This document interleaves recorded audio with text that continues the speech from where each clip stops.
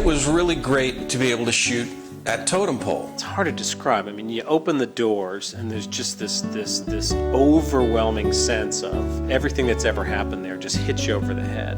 There's 3 or 4 personalities that you always associate with Totem Pole. Obviously, the first 2 are Carl Schur and Will Love. Of course, the Pudges. People have come and gone since Bill left, but Carl and Will have always been there.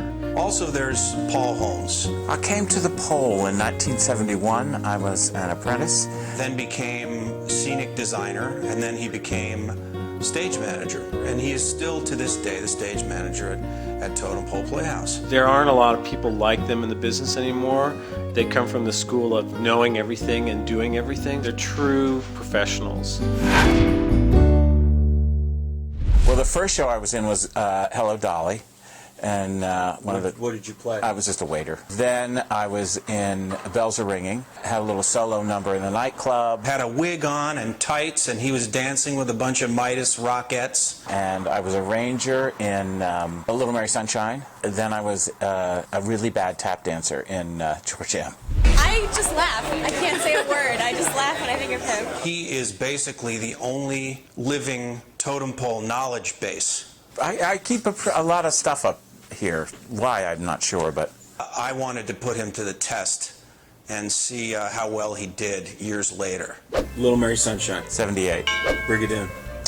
81. Front page. Front page was 1970. Dracula.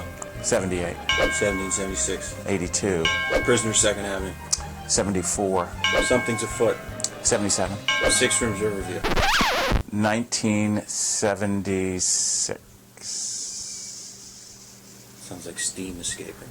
No, it's 77. I was always next to him in the chorus, in the plays, on the stage at Totem Pole. We would always be thrust into the back of the group. Maybe it's because we were the worst dancers of all. We didn't have the, we didn't move as well as the rest, but we were always in the back row for some reason. And Paul would always be making me laugh. And I always think of that. So when we were shooting the movie, I was just walking around the stage thinking about, God, I remember the time I couldn't even sing the note because Paul was saying something next to me. For me, Paul Mills Holmes was the Totem Pole Playhouse. When I came there, I was a neophyte. I didn't know what I was doing. And Paul kind of took you under his wings, and he made you feel like part of the family immediately. After 33 years, I just can't quite walk away from it. In a few more years to see how it goes. And Paul Holmes. First thought that comes into your mind. Oh my God, best there is. Genius. Wonderful.